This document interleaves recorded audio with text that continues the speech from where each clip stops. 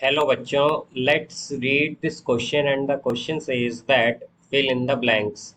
The dash sides of a rectangle are equal. तो आइए अब इस क्वेश्चन को यहाँ पर हम सॉल्व कर लेते हैं। इस क्वेश्चन में कहा गया है कि हमें यहाँ पर बताना है कि जो साइड्स हैं रेक्टेंगल की वो क्या होती हैं। तो यहाँ पर अगर हम देखें तो हमारे पास जो रेक्टेंगल है ये एक ऐसा क्वाड्रिलेटरल है जिसमें हमारे पास क्या होता है, अपोजिट साइड्स इक्वल और पैरेलल होती हैं।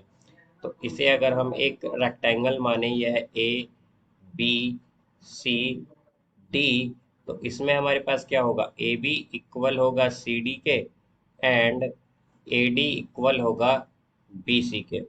ये आ जाएगा यहाँ पर। अब इसी तरह अगर हम देखें तो इसे हम क्या लिख सकते हैं, यहाँ पर इसे हम लिख सकते हैं दैट अपोजिट, कि हमारे पास अपोजिट साइड्स जो हैं, अपोजिट साइड्स ऑफ रेक्टेंगल की जो अपोजिट साइड्स होती हैं रेक्टेंगल की वो इक्वल होती हैं, आर इक्वल। अब यहाँ से हम अगर देखें तो हमारे पास डायगनल्स क्या है, इसमें एक तो डायगनल है इसकी ए सी और अदर डायगनल है हमारे पास इस तरह से बी डी।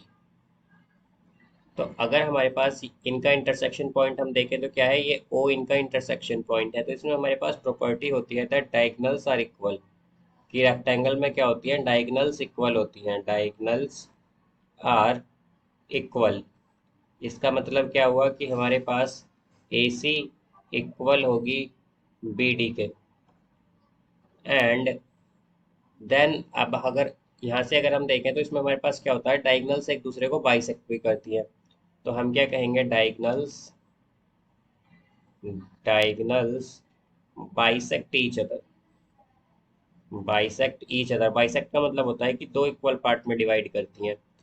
तो यहाँ से हमारे पास क्या आ जाएगा, ये आएगा A O equal O C and O B equal O D.